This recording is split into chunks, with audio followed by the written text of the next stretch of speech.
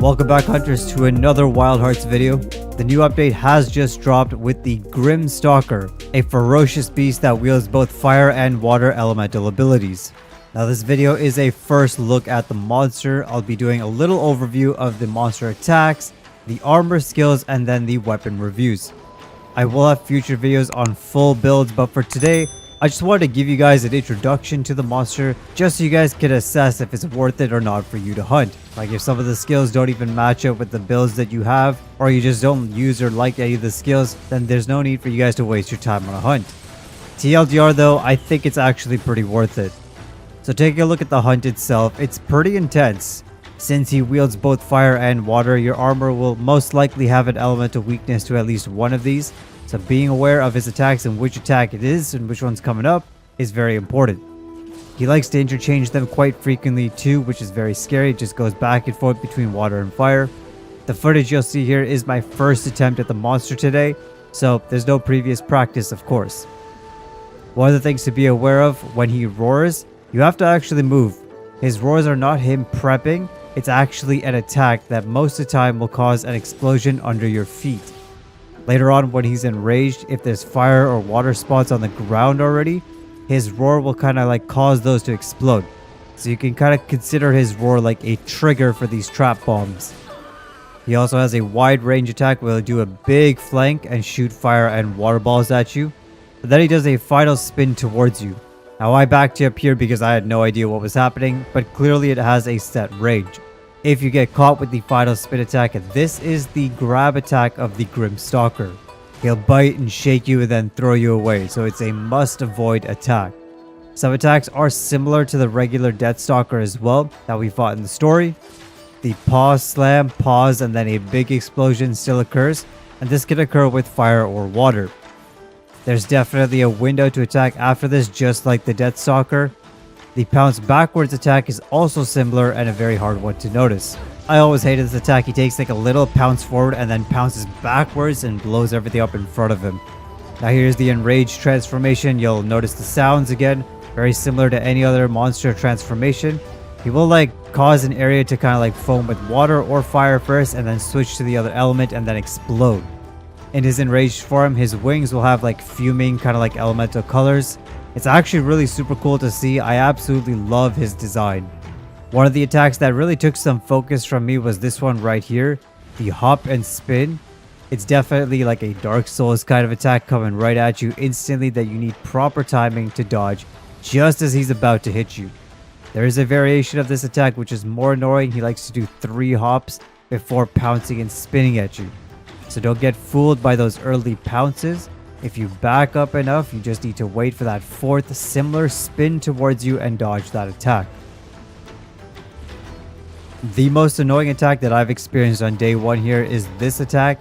He runs at you 4 times and those are pretty easy to dodge. You just go back and forth rolling underneath him.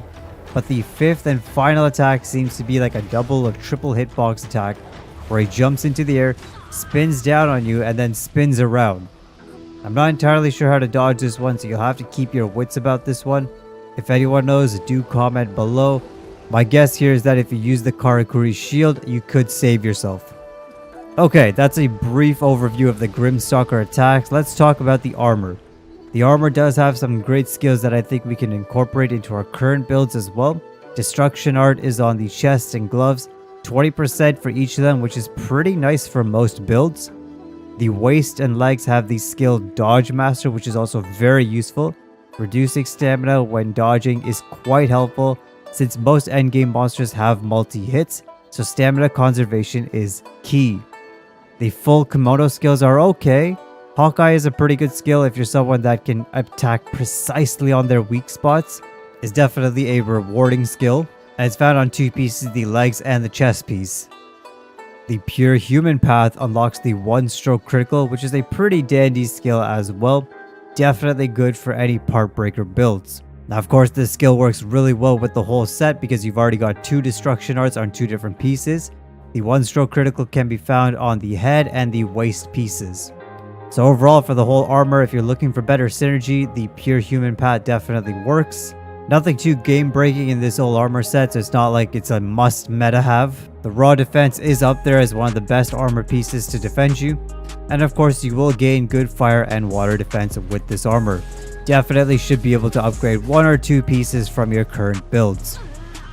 Finally, weapon wise, now I'm not an expert on all weapons unfortunately, so I won't pretend that I am, but going over this I did a quick assessment of most of the weapons, and most of them you will have slightly lower raw than the final boss weapon, but you will have higher crit. The left tree particularly has really good crit. Like, this is probably one of the best crit blades we've seen. For the weapons that I specialize in, particularly the Claw Blade, the Wagasa Blade, and the Karakuri Staff, these all come with the inherent skill critical chain, which is really good for all 3 of these weapons. So for any critical builds, this is a very nice upgrade. I actually have a very nice Claw Blade critical build on my channel, and this is definitely an upgrade for this, so I will be releasing a new video shortly on that build. The right tree is the element build, and it has the highest good fire damage. It also comes with the inherent fire wielder skill for all weapons. So in addition to add the added fire damage of your weapon, you now have a chance to set the monsters ablaze and do some damage over time with fire damage. So definitely a great weapon if the monsters are weak to fire. This definitely is one of the more worthy element weapons from what I've seen, just because it gives you so much fire that I think it actually accounts for the raw damage being lost. So yeah, that's about it, hunters. Just a quick rundown that I wanted to give you guys of the new monster, the Grimstalker.